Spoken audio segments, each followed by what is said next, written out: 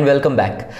So in the previous video we have learned about hyperconjugation, and in this video we are going to see one more factor which is going to affect our organic reaction, and this factor is the most important one, that is resonance. And resonance is going to help us in order to decide the stability and many other things of carbocation, carbon ion, okay, acidic strength, basic strength, and many other things. So let's start learning. Take your notebooks, sit in front of the video and start learning, sir.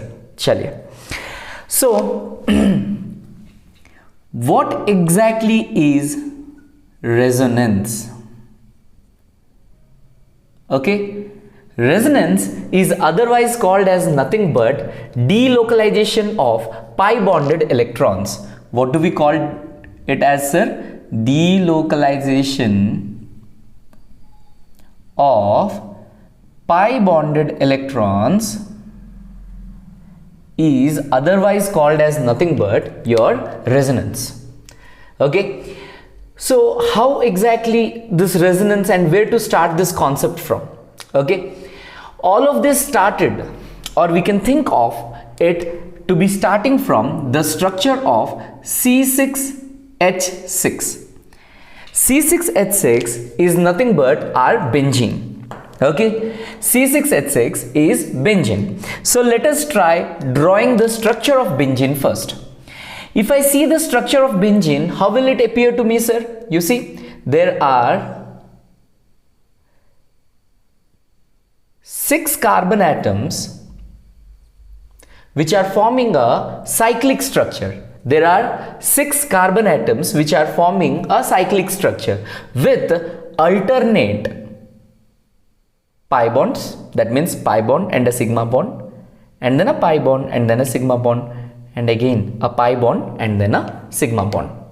Okay, now C6H6, many a times you won't be seeing this, but carbon with 6 hydrogen atoms, 6 carbons with 6 hydrogen atoms. This is the structure of benzene. That means how we are going to show it actually. Okay, so now if someone says me, sir, what is this delocalization? As I told you in the last class itself, delocalization comes from by saying like this, sir, localized means staying at a particular place, delocalized means keeping on moving, not staying at a particular place.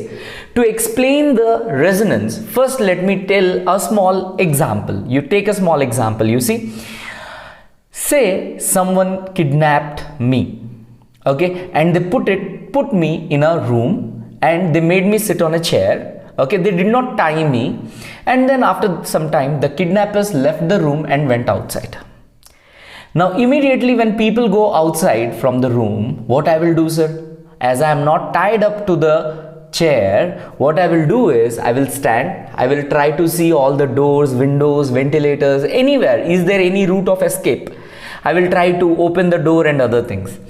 So when there is possibility to move, obviously I will try to move, sir. In the same way, whenever pi bond electrons have the possibility to move, they won't stay at a single place. If there are choices or there are possibilities, there are p orbitals continuously, then there can be delocalization, because delocalization makes the molecule much more stable. That means resonance makes the molecule much more stable.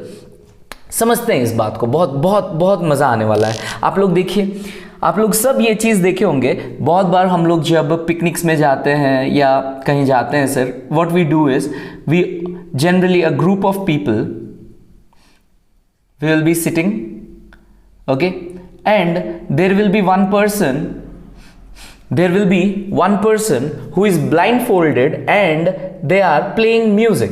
Say for example, they are playing music. After some time, what that blindfolded person will do, sir? They will stop the music. Meanwhile, what we people will be doing? We will be taking a ball and we will be passing on to the next person and next person and next person, like this. So when the music stops, whoever is having the ball has to sing or dance or do some act or something. तो ना sir हम लोग क्या करते हैं, ball जैसे हम लोग चाहते हैं कि चला जाए, बिकॉज वो बॉल को जैसे ही हम लोग फेंक देंगे हम लोग और ज़्यादा स्टेबल हो जाते हैं, अभी मुझे गाना नहीं पड़ेगा, अभी मुझे ये करना नहीं पड़ेगा. सो हम लोग क्या करते हैं, बॉल आया अपने पास फेंक दिए, राइट. इसी तरह से ये जो कार्बन एटम्स हैं, कोई भी कार्बन एटम ये पाई बॉन्ड को अपने पास रखना नहीं चाहता. क्यों सर, ऐसे क्यों? Because pi bond site of reactivity हो जाता है. दैट मीन्स कोई भी इंटरमीडिएट आया या कोई भी अदर एलिमेंट आया, न्यूक्लियोफाइल आया या कोई भी रिएजेंट आया, वो क्या करेगा, सबसे पहले पाई बॉन्ड के पास जाके अटैक करेगा. बट हम लोग नहीं चाहते हैं या कार्बन नहीं चाहता है कि उसके ऊपर आके कोई अटैक करे. So what it will do is it will try to delocalize, as there is possibility it will try to delocalize the pi electrons. तो देखते हैं ये कैसे होता है, राइट. आप लोगों को समझ में आ रहा है ना? From this example it is very clear, no? If carbon is holding the pi bond with it, then it is the site of reactivity. So that is what pi bond will try to do. That means what carbon will try to do, will try to pass on the pi bonds to the next and next and next. In this way resonance happens. Okay, let us understand this.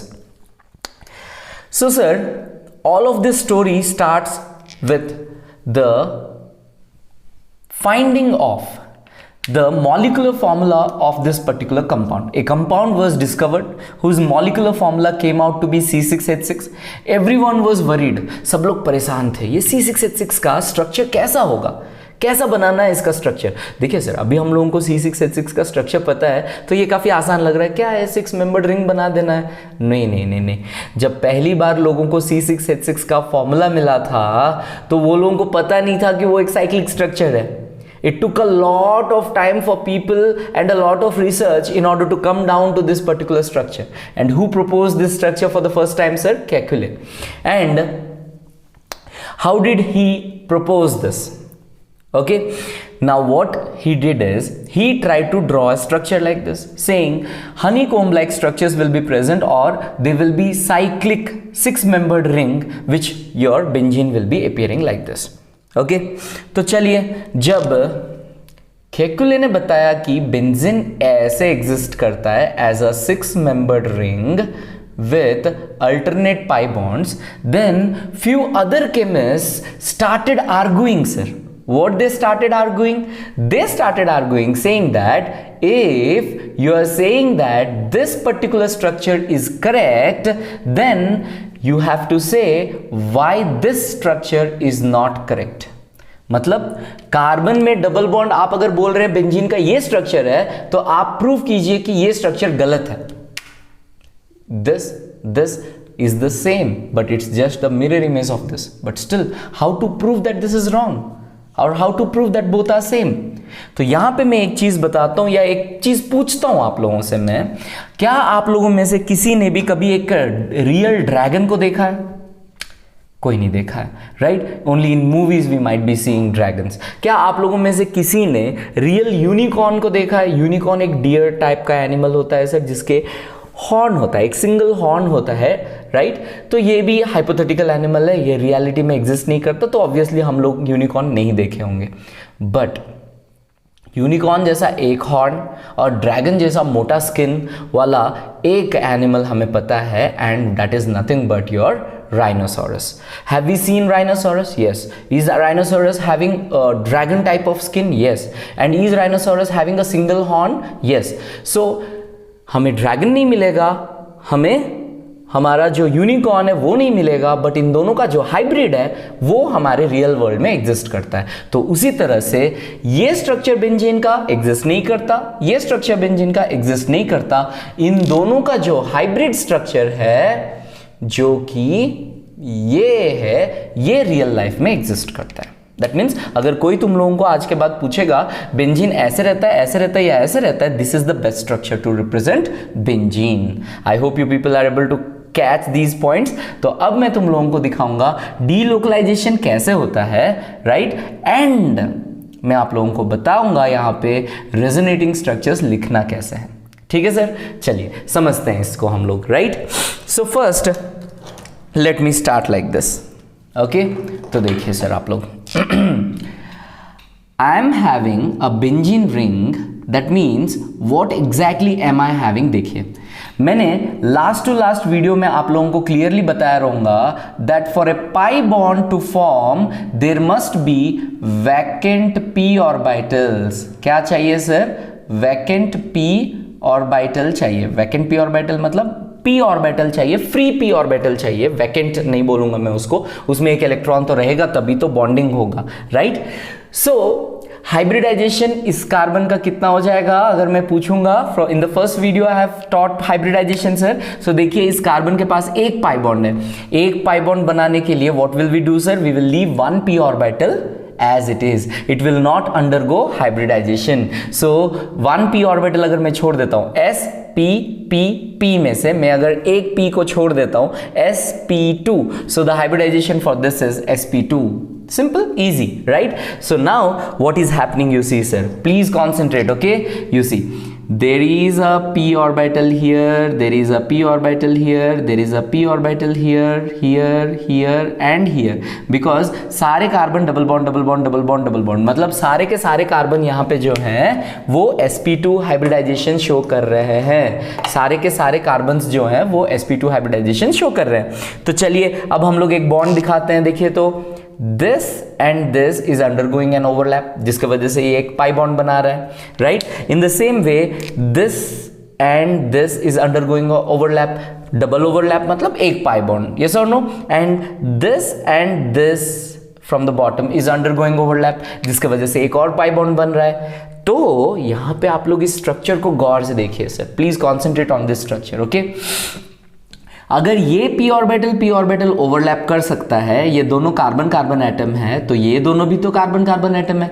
यहाँ पे भी p orbital, यहाँ पे भी p orbital है, तो इन दोनों के बीच में भी तो ओवरलैप हो सकता है. समझ रहे हैं आप लोग? इन दोनों के बीच में भी तो ओवरलैप हो सकता है. तो इसीलिए क्या होगा देखिए, now this the beauty, right? Please have a look sir, please have a look, you will understand it very easily. Okay, see if I am trying in order to draw a benzene ring like this, okay, so this is a benzene ring, there will be heterolytic fission taking place. Let us understand this. There will be heterolytic fission taking place, so the electrons from here will jump. Okay, so when electrons are jumping onto this side, what will happen over here? You see what will happen over here? The carbon atom over here is receiving both the electrons from here. Heterolytic fission में दोनों electron एक atom ले लेता है और दूसरा atom के ऊपर पॉजिटिव चार्ज आ जाता है. So this will get a negative charge, okay, and this will get a positive charge. This particular carbon over here will get a positive charge. Okay, और वो पॉजिटिव को कौन सेटिस्फाई करता है? यहाँ पे जो हाइड्रोजन है ना सर, ये इमीडिएटली क्या करता है? That will give both the electrons to this particular carbon and this hydrogen will go out as H+, right, ताकि ये कार्बन के ऊपर कोई भी पॉजिटिव चार्ज नहीं आएगा. Okay, right. तो यहाँ पे बॉन्ड जैसे का वैसे है, यहाँ पे बॉन्ड जैसे का वैसे है. चलिए अब आगे बढ़ते हैं. Now what will happen sir? This is one resonating structure. Now what will happen? This bond will, that means ये जो नेगेटिव चार्ज है वो यहां पे जंप करेगा एंड मीनवाइल यहां पे क्या हो जाएगा आप लोग देखिए. इस कार्बन को आप लोग गौर से अगर देखेंगे तो आप लोगों को पता चलेगा that this carbon is already having 1 2 3 and 4. इस कार्बन के पास ऑलरेडी 4 बॉन्ड्स हैं. अगर ये भी जंप कर जाएगा तो नंबर ऑफ बॉन्ड्स 5 हो जाएंगे. दैट इज वाई ये जैसे ही यहां पे जंप करने की कोशिश करेगा, ये पाई बॉन्ड उठ के यहां चले जाएगा, द नेक्स्ट कार्बन के ऊपर चला जाएगा. Okay, so let us draw the structure sir. गौर से देखिए, जहां समझ में नहीं आएगा I know exactly where I have to repeat it again. I will surely talk again sir, so don't worry. Okay, so have a look. तो pi bond कहां पे आ गया सर? एग्जैक्टली यहां पे. और नेगेटिव चार्ज कहां पे आ गया? एग्जैक्टली यहां पे. और ये है मेरा दूसरा pi bond. So this is second resonating structure for our benzene ring. This is the second resonating structure for the benzene ring. Now let me draw the third one. Sir. So have a look. Now what will happen? This negative charge will jump here and these two electrons from here. Again 5 bonds वाला चक्कर है ना. ना, तो that is why these two electrons will now heterolytically cleave. तो हम लोगों को कौन सा स्ट्रक्चर मिल रहा है, गौर से देखिए आप लोग, concentrate sir. So this is one pi bond, ये यहां पे जैसे ही जंप करेगा this is one more pi bond and here you will have a negative charge. Now this negative charge will again jump here. So what is the structure we are getting? Have a look. So we are trying to get this particular structure. Okay, so resonating structure 1, resonating structure 2, okay, resonating structure 3, okay, we started from this and we ended up here. We started from this structure and we ended up in this structure. So this is how the delocalization will take place. That means यहाँ पे गौर से अगर आप लोग देखेंगे तो आप लोगों को समझ में आएगा that sir जो पाई बॉन्डेड इलेक्ट्रॉन्स है वो एक जगह नहीं रह रहा है, वो क्या कर रहा है सर, रोटेट कर रहा है। वो यहाँ पे आ रहा है, फिर यहाँ पे आ रहा है, फिर यहाँ पे आ रहा है, सारे कार्बन के ऊपर एक एक बार डबल बॉन्ड, दैट मींस हमारा पाई बॉन्ड आ चुका है। तो इन रियलिटी अगर कोई पूछा मेरे से सर बेंजीन रिंग कैसे एग्जिस्ट करता है, अगर मुझे किसी ने बोला कि sir benzene ring in reality कैसे एग्जिस्ट करता है, तो इन सब के बीच में मैं यहां पे लिख दूंगा इन रियलिटी बेंजीन रिंग ऐसे एग्जिस्ट करता है, ऐसे एग्जिस्ट करता है। तो सर क्या रेजोनेंस सिर्फ और सिर्फ बेंजीन में ही पॉसिबल है? क्या सिर्फ बेंजीन में होता है या कहीं और भी होता है? तो चलिए हम लोग कुछ और स्ट्रक्चर्स देखते हैं या कुछ और एग्जांपल्स देखते हैं जहां पे हम लोगों को क्या होता है सर, जहां पे हम लोगों को रेजोनेंस देखने को मिलता है। Not only in organic chemistry sir, even in our many inorganic compounds you will find resonance. Let us have a look. Okay, एक हम लोग क्या देखेंगे, हम लोग एक कार्बोक्सिलिक एसिड देखेंगे, सिंपल सा कार्बोक्सिलिक एसिड। देखिए तो sir CH3C double bond OOH acetic acid. Okay, now this is acidic because it is having the capacity to release a H+, ये सबको पता है। बट देखिए तो ये इतना एसिडिक किसके वजह से हो रहा है? रेजोनेंस के वजह से। The stability of the conjugate base, H+ remove हो जाने के बाद एक एसिड से एक H+ रिमूव हो जाने के बाद जो बच जाता है उसे हम लोग बोलते हैं कॉन्जुगेट बेस। तो यहाँ पे H+ रिमूव करने के बाद क्या बच रहा है, आप लोग गौर से देखिए, CH3C double bond O minus. तो अब क्या होगा, देखिए ये माइनस अगर यहां पे जंप किया तो ये पाई बॉन्ड यहां से यहां जंप कर जाएगा। तो मेरे पास स्ट्रक्चर कौन सा आएगा sir? See the resonating structure which I am getting, CH3CO minus and a double bond O. See, these are the two resonating structures which are possible for this, and resonance possible होने के वजह से हमारा carboxylic acid जो है वो acidic behaviour show कर रहा है। आई होप आप लोगों को सबको ये बात समझ में आ रहा है, right? Not only here sir, H2SO4 में भी हम लोग दिखा सकते हैं हमारा जो रेजोनेंस वाला स्ट्रक्चर्स, और हम लोग क्या कर सकते हैं, कार्बोनिक एसिड में भी रेजोनेंस शो कर सकते हैं। So it is not confined only to your organic chemistry. Resonance सिर्फ ऑर्गेनिक में आता है, अगर आप लोग सोच रहे हैं तो गलत सोच रहे हैं sir. It comes in organic chemistry and as well as in inorganic chemistry for inorganic compounds also and as well as your organic compounds also, right? तो मैं ये assume करता हूं कि सर आप लोगों को delocalization of pi bonds, that means resonance, अच्छे से समझ में आया होगा। तो सर resonance stability कैसे डिसाइड करता है? तो मैं वही वाला एग्जाम्पल फिर से लेता हूं सर। मैं आप लोगों से एक क्वेश्चन पूछता हूं, यही वाला एग्जाम्पल फिर से लेके मैं पूछता हूं आप लोगों को। सर एक गेम जो हम लोग अभी बता रहे थे, द बॉल गेम जो हो रहा था अभी, उसमें दो ही लोग खेल रहे हैं, तो मैं ज़्यादा अनस्टेबल हूँ ना, 50-50 चांसेस है कि मैं आउट होऊंगा और मुझे ना या तो गाना गाना है, नहीं तो डांस करना है, नहीं तो कुछ करना है। सो बहुत मुश्किल है। बट अगर 10 पीपल आर प्लेइंग, मेरा जो प्रोबेबिलिटी है in order to get a ball and to sing और डांस इज 1/10, 100 हो जाएंगे तो और अच्छा है। तो यहां पे एक स्टेटमेंट आप लोग अच्छे से लिख लेंगे, मोर the number of resonating structures greater is the stability for a molecule. क्या लिखेंगे सर? जितना ज्यादा रेजोनेटिंग स्ट्रक्चर्स होंगे एक मॉलिक्यूल के लिए, वो उतना ही ज्यादा स्टेबल होने वाला है। So more the number of resonating structures greater will be the stability. I hope आप लोगों को ये बात समझ में आया। टेंशन मत लीजिए sir, in the chapters, when we are learning things one after the other, I'm going to use this concept of resonance and I'm going to explain you many more things. अभी मैंने बस introduction बताया है, तो मैं चाहता हूँ आप लोगों को ये समझ में आ जाए, एंड आई होप आप लोगों को समझ में आया भी होगा, right? We will meet in our next video where we are going to start our class 12th first chapter, that is your haloalkanes and haloarenes. Till then, keep learning, sir. Bye bye.